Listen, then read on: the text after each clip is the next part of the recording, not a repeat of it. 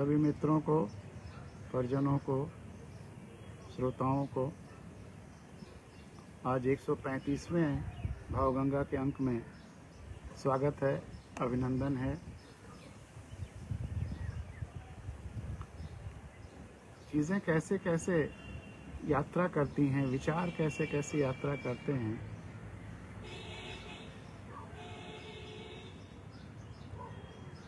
कल कलकत्ता से एक सुरेंद्र सरिया जी का फ़ोन आया। उनकी बेटी कलकत्ता में रहती है, वैसे वो नेपाल के हैं, नेपाल में रहते हैं, लेकिन उनका बेटा फ्लोरिडा में रहता है। तो उनका फ़ोन आया कि फ्लोरिडा से उनके बेटे ने उनसे कहा है कि एक किताब है अनुशासित इनकलाब, वो उसे चाहिए, क्योंकि बहुत लोगों ने उसको वहाँ रिकमेंड किया है कि इससे अच्छी कोई किताब विचारों की या गज़ल की नहीं है। तो उन्होंने कहा कि किसी तरह से क्या आप मुझे भेज सकते हैं। तो मैंने कहा मेरे पास तो इस समय बहुत कम प्रतियां हैं, कलकत्ता में मेरे मित्रों के पास है। तो मैंने अपने एक मित्र को फ़ोन किया और शायद वो उनसे ले लेंगे। तो बातें फैलती हैं बिना प्रचार के। मैंने अपने किताबों के प्रचार पर, बिकवाने पर, सेल्स नेटवर्क बनाने पर, किसी चीज़ पर कभी कोई ध्यान नहीं किया। बस रूबरू 1 to 1 बातचीत होती रही ज़िंदगी भर, आज भी हो रही है। लेकिन उसके बावजूद चीज़ें रेंगती हुई, जैसे गंगा कोई प्रचार नहीं करती, बस बहती रहती।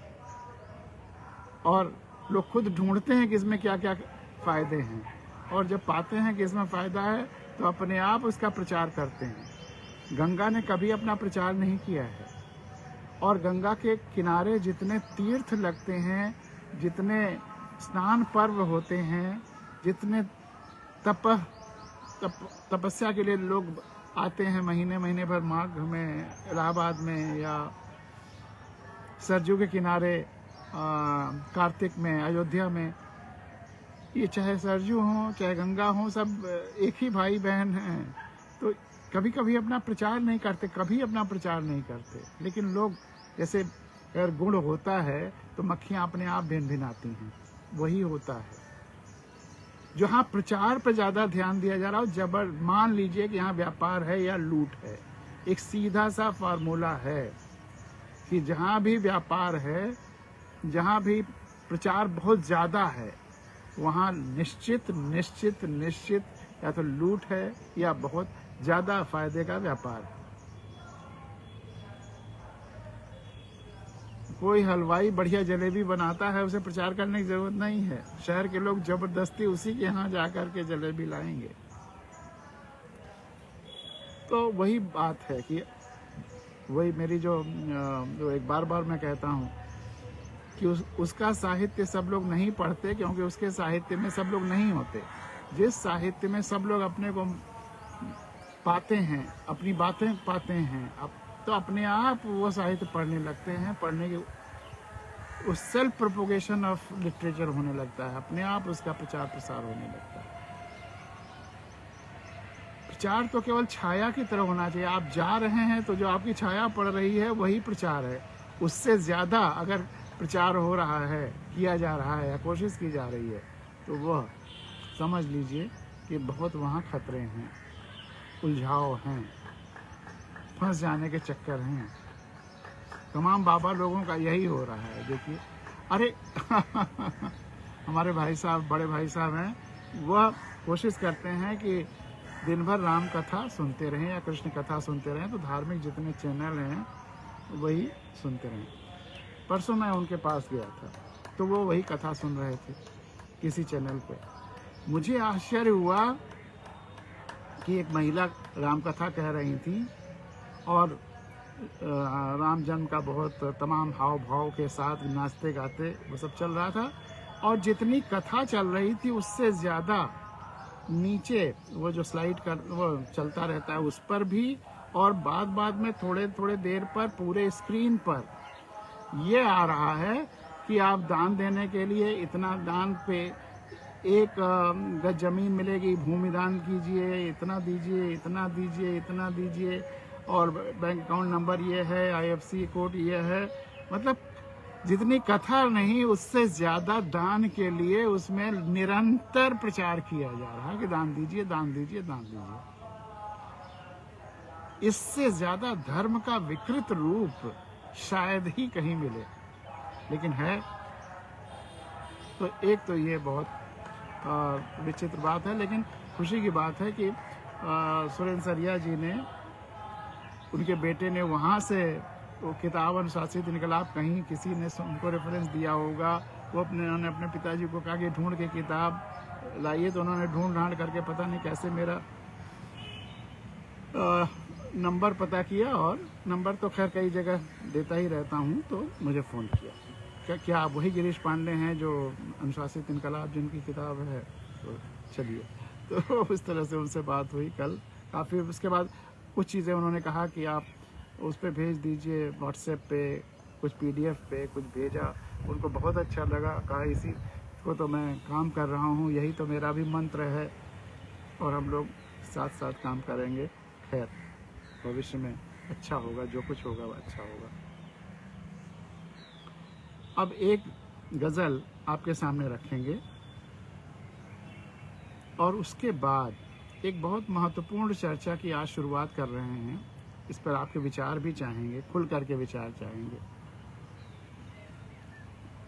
कि यह भी सत्य है कि धरती में भी अंदर आग है, कोर में आग है, बाहर बाहर इतनी कोमल पपड़ी है कि सारा पूरा प्रकृति और सब कुछ है। तो हर मनुष्य या हर जीव के अंदर आग भी है, और ऊपर ऊपर सुनहरा सब कुछ है। तो इस आग और जो ऊपर की शीतलता है, इसका संतुलन कैसे? आग से संभव है युद्ध भी पैदा हो जाए, तो युद्ध और शांति का संतुलन कैसे?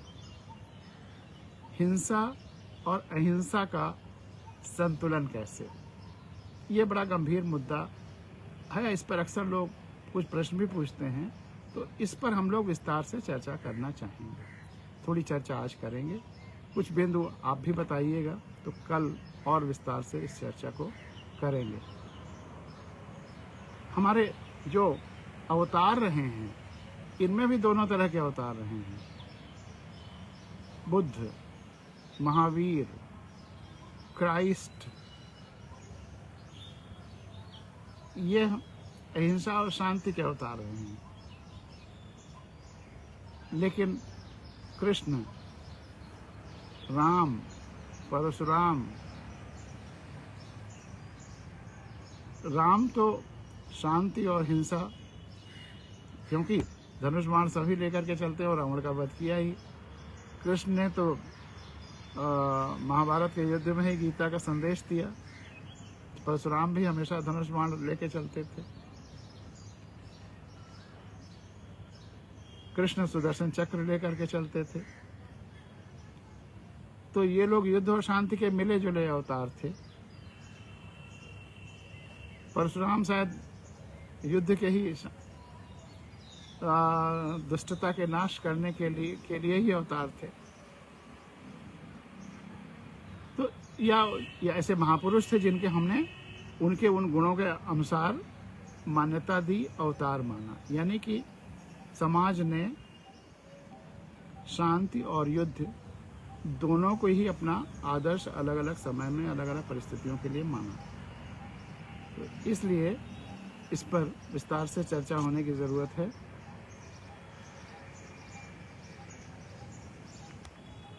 तो अब हम लोग वो गज़ल का एक गज़ल वो आपके सामने रखते हैं,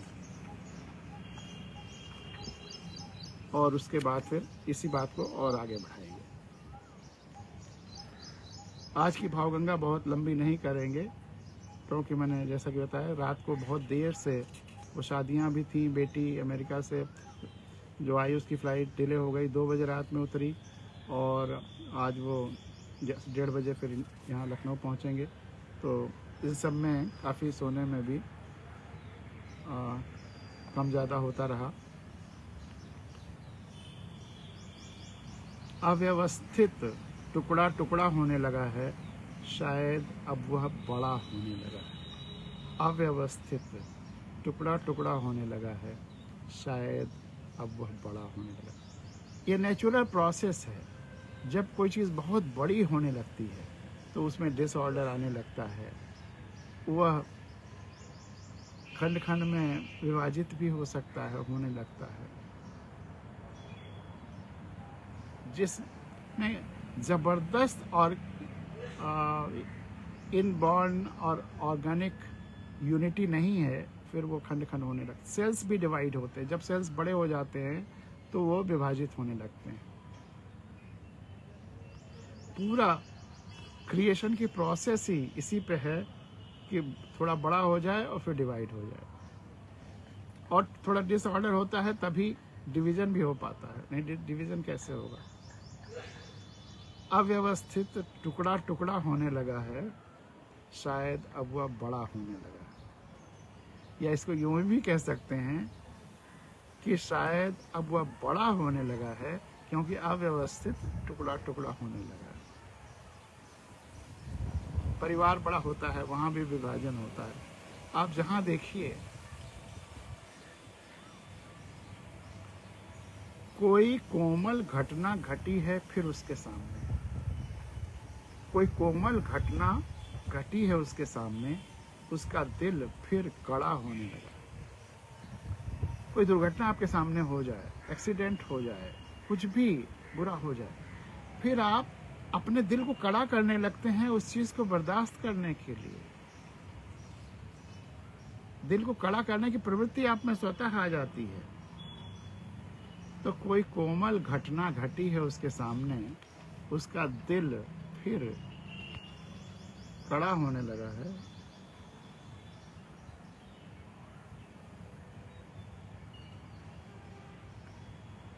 फिर किया गया है उस पर अविश्वास, फिर किया गया है उस पर अविश्वास। वह आजकल चिड़चिड़ा होने लगा। एकदम सेंट, साधु, महात्मा आजकल के अर्थों में नहीं, एकदम ऐसा प्रशांत व्यक्तित्व जिस पर किसी के कुछ शब्दों का कोई बात का असर ही ना पड़े, उन लोगों के छोड़ दीजिए। लेकिन एक सामान्य व्यक्ति अगर वह बहुत अच्छा है और उस पर अविश्वास किया जाता है अकारण, तो फिर वो चिड़चिड़ा होने लगता है। फिर किया गया है उस पर अविश्वास, वह आजकल चिड़चिड़ा होने लगा। अब एक बम्बई का बहुत, मेरी पहली पोस्टिंग बम्बई रही 79 से 83 तक। लफड़ा शब्द वहाँ बड़ा पॉपुलर है। लफड़ा को भी गज़ल में कैसे इस्तेमाल किया जा सकता है। हवाओं में बहा होगा जहर ज़रूर, हवाओं में बहा होगा जहर ज़रूर। और हवाएं सोशल मीडिया भी हैं, अखबार भी हैं, टीवी भी है, और जितने संचार तंत्र के साधन हैं, मुंह से मुंह जो अफवाहें हैं, ये सब हवाएं बनाते हैं। जो हवा बनाते हैं, जैसे कहते हैं ना हवा बन रही है, हवा बनाते हैं।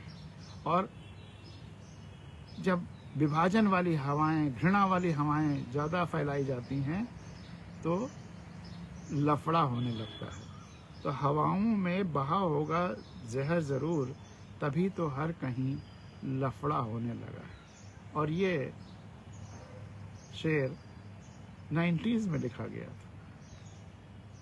ये नहीं कि ये कोशिशें आज ही हो रही। अंधविश्वास, अफवाहें, गलत विचारों और गलत लोगों को प्रमोट करना, ये हमारे मीडिया और सोशल मीडिया ने शुरू से किया है, और जिसी की वजह से ये बढ़ता चला जा रहा है।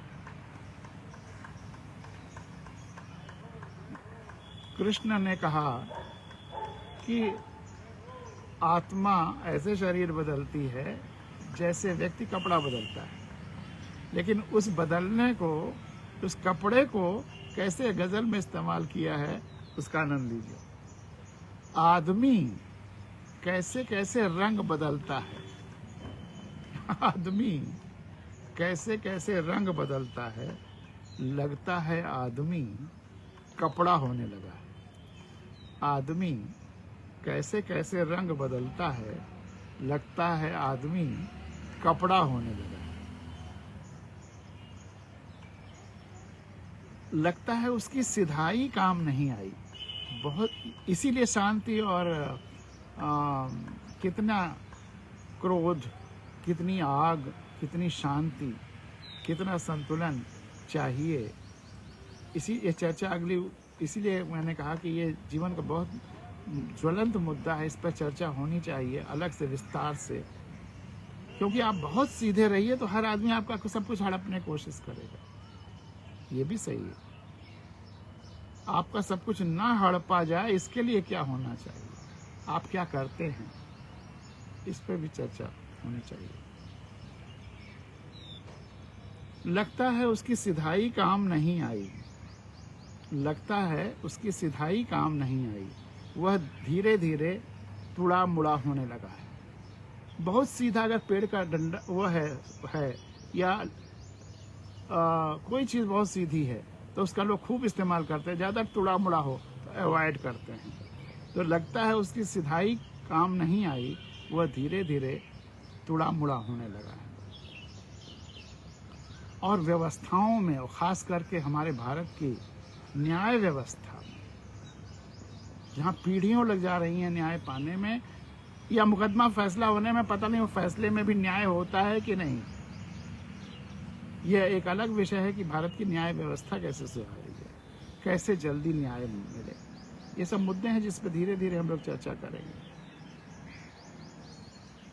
और अन्यथा भी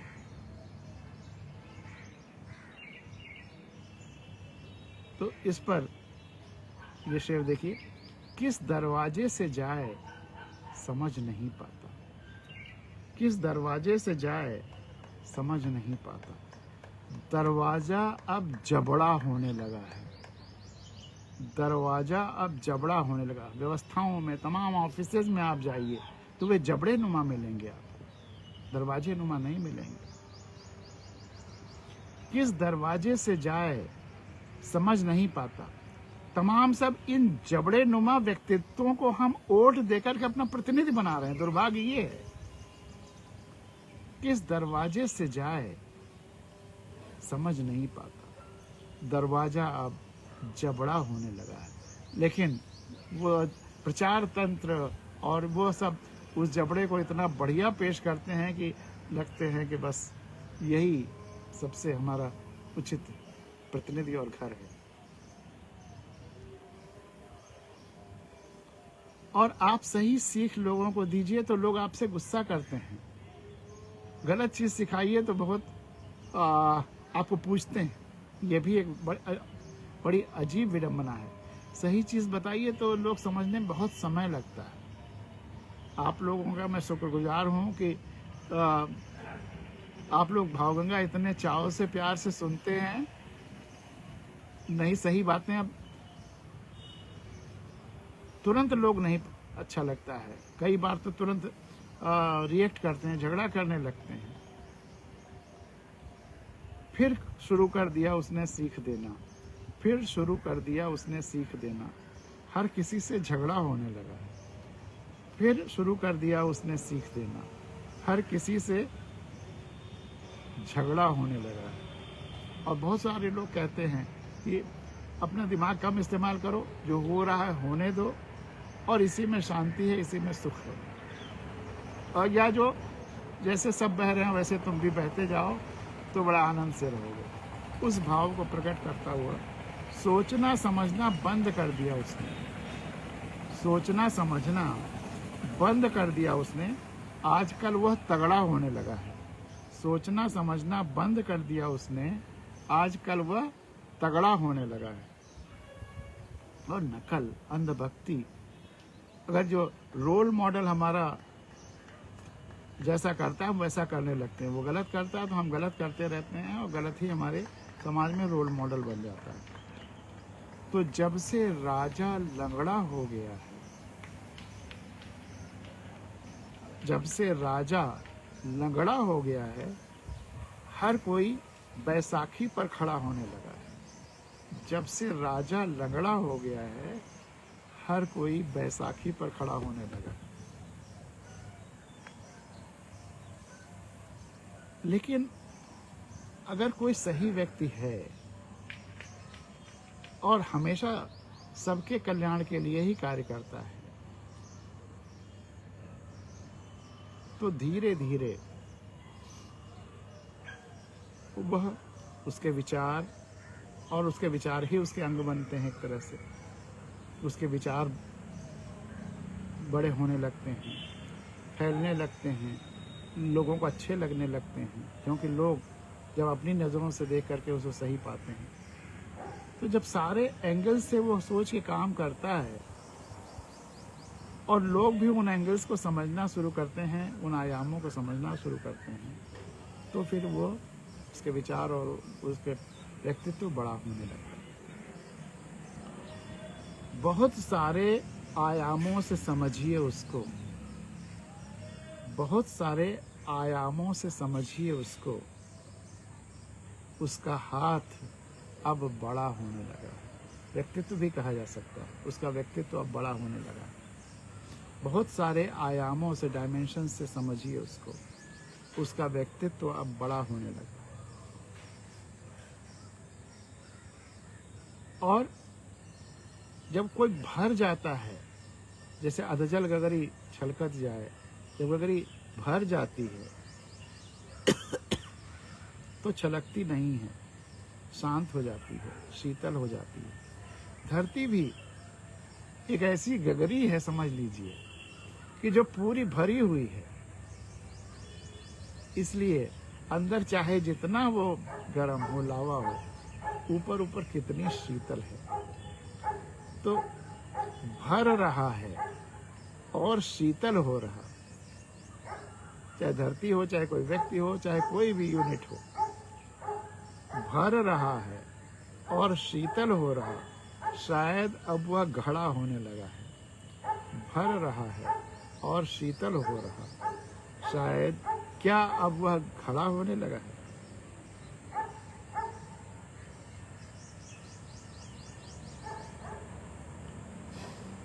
और आप सच कहेंगे तो, जैसा मैंने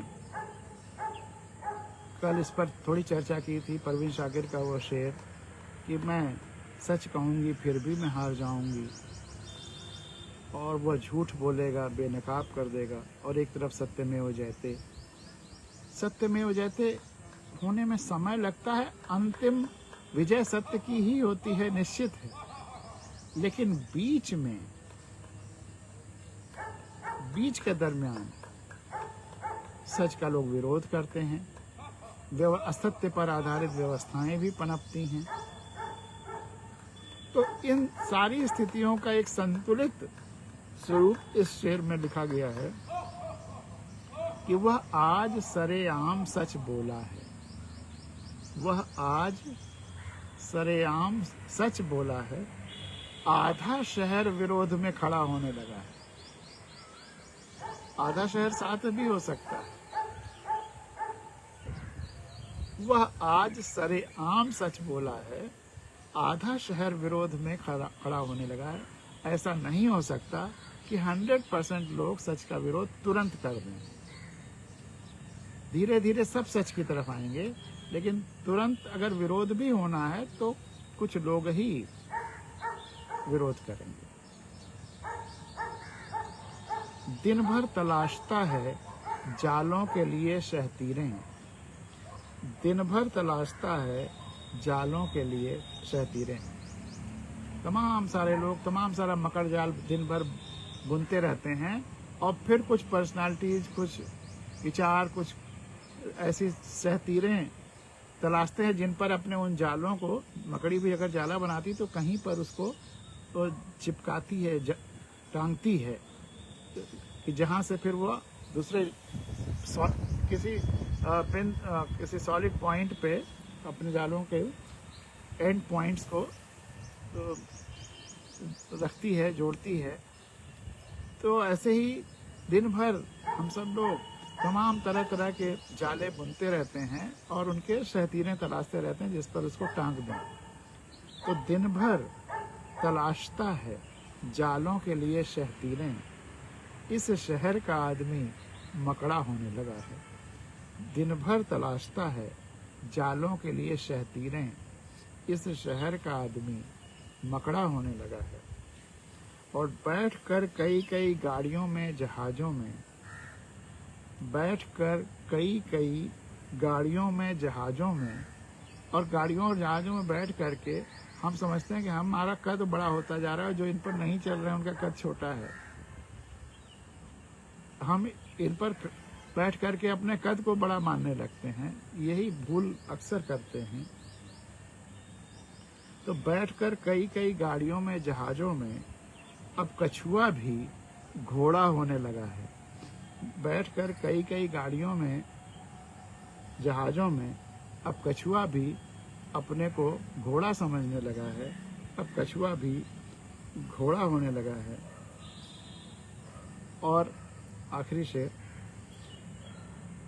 बिल्कुल भूल गया है उस विराट ब्रह्मांड को, उस जीवन शरीर को जिसको आप नियंता भी कह सकते हैं, ईश्वर भी कह सकते हैं, कुछ भी कह सकते हैं। तो बिल्कुल भूल गया है उस विराट को, विराट जीवन शरीर को जिसका हम वांग है, और हर तरह के गमों में जकड़ा होने लगा। इसीलिए हर तरह गमों में जकड़ा होने लगा है कि बिल्कुल भूल गया है उस विराट जीवन शरीर को जिसका वो अंग है। तो बिल्कुल भूल गया है उस विराट जीवन शरीर को, हर तरह के गमों में जकड़ा होने लगा है। अव्यवस्थित टुकड़ा टुकड़ा होने लगा है, शायद अब वह बड़ा होने लगा है। तो ये गज़ल रही, उम्मीद है आपको पसंद आई होगी।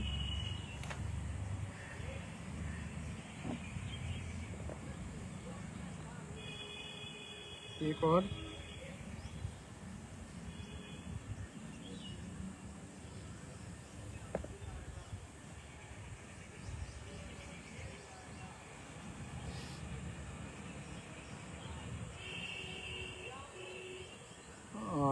ये छोटा सा कहीं से आया था सोशल मीडिया पे, और आपको भी अच्छा लगेगा। बहुत छोटा सा आपके पास आया भी होगा, कई बार मेरे पास भी कई बार आया, अभी कल आया, तो मैंने कहा कि यहाँ पे इसको आपके सामने रखेंगे कि जो घर का मुखिया होता है या जो परिवार चला रहा होता है,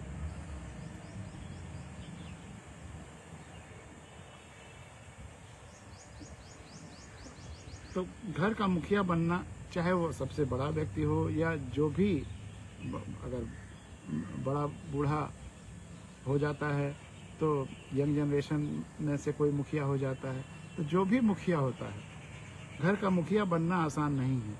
उसकी हालत टीन के उस शेड जैसी होती है जो बारिश, तूफान, ओलावृष्टि सब झेलता है, लेकिन उसके नीचे रहने वाले अक्सर कहते हैं यह आवाज़ बहुत करता है और गर्म भी बहुत जल्दी हो जाता है। उसका दर्द सब लोग आसानी से नहीं समझते। घर का मुखिया बनना आसान नहीं, उसकी हालत टीन के उस शेड जैसी होती है जो बारिश, तूफान, ओलावृष्टि सब झेलता है, लेकिन उसके नीचे रहने वाले अक्सर कहते हैं कि यह आवाज़ बहुत करता है और गर्म भी बहुत जल्दी हो जाता है। तो अब आते हैं उस प्रश्न पर जिसके पे विस्तार से चर्चा हम लोगों को करनी चाहिए और कर रहे हैं कि कितनी गर्माहट और कितनी शीतलता चाहिए व्यक्ति में, कितनी युद्ध, कितनी शांति चाहिए, कितनी हिंसा, कितनी अहिंसा चाहिए। प्रकृति में हर जगह अहिंसा नहीं है, व्यवस्था है, पूरा सब एक दूसरे के पूरक हैं, पूरा प्रोसेस कॉम्प्लीमेंट्री है। वेस्ट सृष्टि में, नेचर में कहीं कुछ वेस्ट नहीं है। एक का जो एंड प्रोडक्ट है वो दूसरे का इनपुट है। तो कहीं कुछ भी प्रकृति वेस्ट नहीं करती है, लेकिन हिंसा अहिंसा ये प्रकृति में है। शेर जितने मांसाहारी जीव हैं वो तो मार के खाते हैं, हिंसा करते हैं, लेकिन वो हिंसा आवश्यकता के अनुसार करते हैं। जब उन्हें भूख लगती है तब करते हैं, स्टोर करने के लिए, मार के रखने के लिए नहीं करते हैं। जब भूख लगती है, जितना भूख लगती है उतना ही मारते हैं। जैसे शेर को भूख लगी तो उसने एक हिरन मार लिया, और वो भी ऐसे ही नहीं मार लिया कि जो गया चुपचाप मार के चला आया, ले लिया। वो हुंकार भरता हुआ दौड़ाता है जब झुंड देखता है, और जो सबसे उसमें कमज़ोर होते हैं, ताकि जो स्ट्रेंथ, जो रेस है हिरणों की, वो भी बची रहे, उसमें जो मजबूत हैं वो बचे रहें। जो कमज़ोर हैं, जिनको अन्यथा भी मरना है, तो प्रकृति ने उनके लिए मरने का ये भी एक रास्ता बना दिया कि शेर उनको खा ले। लेकिन अब और जो मांसाहारी जीव हैं, शेर जब खा के छोड़ता है तो बाकी सब देखते रहते हैं, चाहे लोमड़ी हो, चाहे वो और गीदड़ हो, वो सब देखते रहते, लकड़बग्गा हो। वो जब ये खा के ख़त्म कर देता तब जा करके एक एक करके उसको बारी बारी से अवशेष को खाते हैं। तो वहाँ पर ये है। चेन्नई पर मैं मॉर्निंग वॉक करने के लिए समुद्र तट पर जाता था, मरीना बीच पे। एक दिन देखा कि एक कोई जीव समुद्र से निकला होगा,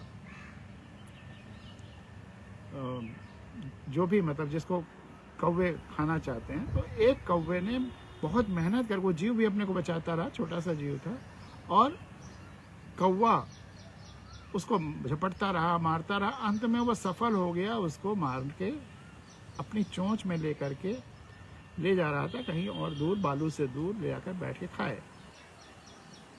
उस कौवे ने मेहनत किया था, लेकिन जब वो शांतिपूर्वक खाने के लिए वहां बैठा तो एक दूसरा कौवा आया और उसको झपट करके लेके उड़ गया।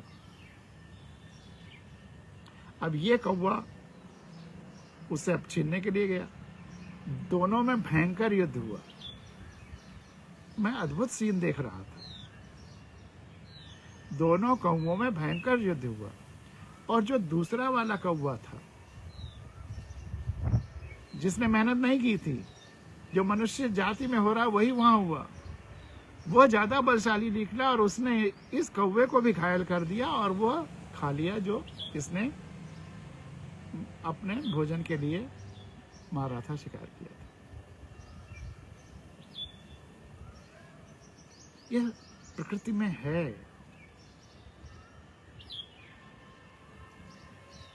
मनुष्य ने इसीलिए व्यवस्थाएं बनाई कि हर व्यक्ति में अलग अलग शक्तियां हैं। हो सकता है शारीरिक शक्ति उसमें ना हो उतनी, लेकिन उसको भी जिंदा रहने का और भोजन पाने का अधिकार है। वह अपनी मेहनत से कुछ अर्न कर रहा है, तो दूसरा ना छीन ले जाए, चुरा ले जाए। इसके लिए ही फिर इस व्यवस्था के बनाने की शुरुआत हुई।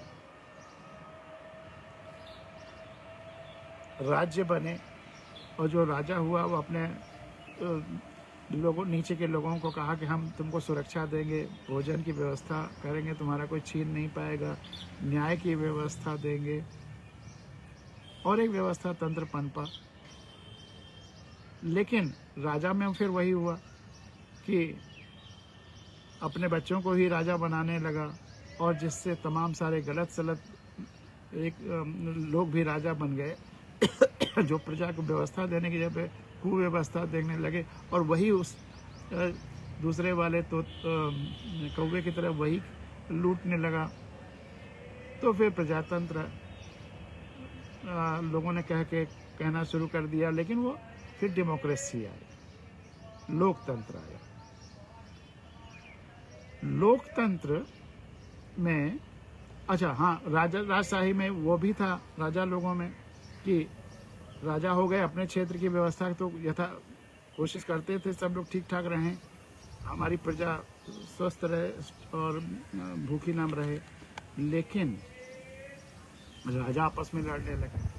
हिंदुस्तान में ही 500-600 राजा थे कभी, या राजा जैसे थे, वो खुद लड़ते रहते थे, भीषण युद्ध होते थे, तो युद्ध बहुत ज़्यादा होने लगे।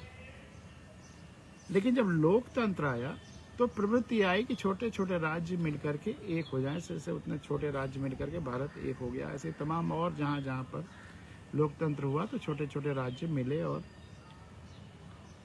अब लोकतांत्रिक देश दुनिया में 260 के आसपास। जिस तरह से दुनिया में समस्याएं आ रही हैं, ये लोकतांत्रिक देश भी धीरे धीरे करके, ये जो अलग अलग देश हैं ये प्रदेशों जैसे हो जाएंगे, और एक वर्ल्ड की कोई सब मिल बैठ करके सारी समस्याओं का हल करेंगे, और धरती ही पूरा एक गवर्निंग सिस्टम होगा, धरती ही पूरा व्यवस्था का केंद्र होगा। पूरी धरती के लोग मिल करके, कोई एक क्षेत्र महत्वपूर्ण नहीं होगा, अपने फंक्शनल अलग अलग जो जहाँ बेहतर यूनिट होगी वो चीज़ काम करेगी। फंक्शनल सेंटर्स होंगे, ना कि कोई विश्व गुरु बन जाएगा या कैपिटल बन जाएगा दुनिया का, ऐसा नहीं होगा। अलग अलग फंक्शनल कैपिटल्स होंगे, कहीं एजुकेशन का है, कहीं एग्रीकल्चर का है, कहीं और किसी चीज़ का है, कहीं टेक्नोलॉजी का है, अलग अलग। लेकिन जब राजा हुए तो हमें हिंसा की भी, इतनी हिंसा की ज़रूरत थी जो सुरक्षा दे सके। अगर कोई दूसरा हिंसा करके हमसे छीन रहा है तो हम उसको बचा सकें, इसके लिए सुरक्षा वाली हिंसा, जैसे किसी भी पूरी दुनिया में जो भी कानून है हर देश में, यह है कि आत्मरक्षा के लिए आप हिंसा कर सकते हैं, यह हर कानून में अलाउड है। अब यह है कि न्याय प्रक्रिया सिद्ध करिए कि आपने आत्मरक्षा के लिए किया है, वो बहुत दूसरा विषय है। और वो अगर न्याय व्यवस्था बहुत ढीली ढाली होगी तो जो हिंसा करेगा वो अब बच जाएगा, और जो प्रतिहिंसा है उसी पर हिंसा का आरोप लग जाएगा। वो न्याय प्रक्रिया पर निर्भर हो जाती है। गुनाहों मतलब वो इतने एविडेंसेस और ये और वो और गवाह भी मुकर जाएंगे, बहुत कुछ होता है। लेकिन आइडियली क्या होना चाहिए वो तो अभी तक अचीव नहीं हो पाया धरती पर। लेकिन प्रैक्टिकली फिर ये किया गया कि राजा ने कहा चलो हम तुम्हें सुरक्षा देते हैं, तुम्हें जो हिंसा वाला काम है तुम्हारे जो आग वाला क्रोध वाला काम है, उसके लिए हम दूसरी एजेंसीज बना देते हैं, तुम अपना बाकी काम करो। तुम्हारा कोई छीनने आएगा उसके लिए पुलिस बना देते हैं, तुम्हारी टेरिटरी पर कोई कब्जा करने आएगा तो सेना बना देते हैं।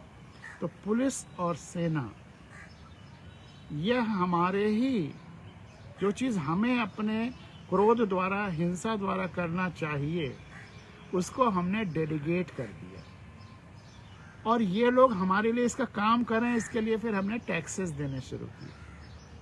हम टैक्स देते हैं ताकि ये लोग हमारा काम करें और हम शांतिपूर्वक अपना काम कर सके। हम कमज़ोर हैं अगर किसी मामले में या शारीरिक मामले में या सुरक्षा के मामले में, किसी दूसरे हुनर में हम मजबूत हैं तो हम वो करें, और ये काम ये लोग करते हैं। धीरे धीरे जब विश्व उस दिशा में जाएगा जहां युद्ध बंद हो जाएंगे, 40, 50, 100 साल में युद्ध को बंद होना है। दो चीज़ें धरती से ख़त्म होनी हैं। जितने भी आज ट्रेडिशनल बाउंड्रीज हैं जो ये देश के स्वरूप में हैं वो ख़त्म होने हैं। धरती ही एक देश होगी, एक गवर्निंग यूनिट होगी, और सारे ट्रेडिशनल रिलीजन्स भी ख़त्म हो जाएंगे। हमको धरती बचाना, धरती पर्यावरण बचाना, संपूर्ण ब्रह्मांड शरीर को एक जीवन शरीर मानना और अपने को इसका अंग मानना, सबको धरती माँ की संतान मानना, यही धर्म होने जा रहा है। तो जब वो धर्म होगा तब भी वे हिंसा और छीनने वाला, या क्योंकि प्रकृति में है हिंसा और अहिंसा के बीच के संतुलन की आवश्यकता हो। जो बहुत शक्तिशाली नहीं होंगे उनके लिए कुछ होना होगा कि वह भी जिंदा रह सकें। तो उस समय सेना की आवश्यकता नहीं होगी। जब धरती एक हो जाएगी भविष्य में, आज तो हमारे लिए दोनों की आवश्यकता है, सेना की भी और पुलिस की भी। जब धरती एक हो जाएगी तब सेना की आवश्यकता नहीं रह जाएगी, क्योंकि युद्ध नहीं होंगे। हाँ, नागरिकों को कोई लूट न ले, वहाँ शांति बनी रहे, जो लूटे उसको सजा मिले, फिर उसके लिए पुलिस की जरूरत रहे, ताकि वो कौवे वाली वो हालत वहाँ ना हो जाए कि उस कौवे ने शिकार किया अपने खाने के लिए, दूसरा कौवा वो शिकार भी छीन लेता है और मार भी डालता है। तो यह तो आज चर्चा की शुरुआत है। आप इस पर अपने विचार भी रखिएगा और मेरे और जो जो विचार हैं उस पर चर्चा होती रहेगी। इसी के साथ आज की भावगंगा ये यहाँ पर समाप्त होती है। आपको आज का दिन शुभ हो। बहुत बहुत धन्यवाद। बहुत बहुत आपका दिन शुभ हो।